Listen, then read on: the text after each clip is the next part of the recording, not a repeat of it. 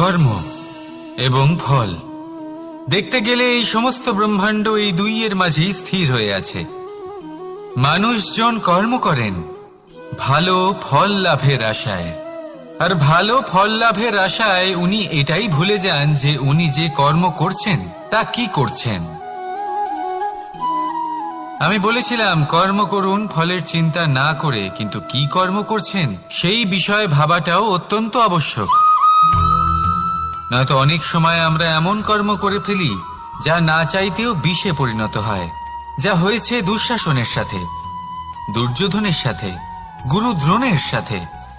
একজনের মানসিকতা উচিত ছিল না, একজনের বিবেক উচিত ছিল না, আরেকজন যে পক্ষ নির্বাচন করেছিলেন সেই পক্ষ উচিত ছিল না। আর যা কিছু ওনাদের সাথে হলো, আপনার আমাদের সকলের সাথে তা হতে পারে। আমি বলেছিলাম কর্ম করুন, ফলের চিন্তা করবেন না, কিন্তু এই কর্মের বিষয়ে বিচার করে দেখাটাও ততটাই আবশ্যক। দেখুন, কর্ম করার উচিত প্রক্রিয়া ফলের চিন্তা না করা, কিন্তু যদি আপনার কর্ম শুভ হয় তাহলে তার ফলও নিয়তি আপনাকেই দেবে।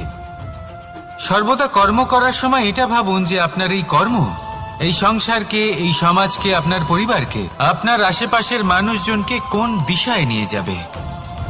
যদি এটা সবার জন্য মঙ্গলময় হয় তাহলে কর্ম করতে থাকুন। আর হ্যাঁ, নিশ্চিত রূপে ফলের চিন্তা করবেন না। আসুন আমার সাথে ভালোবেসে বলুন রাধা রাধা।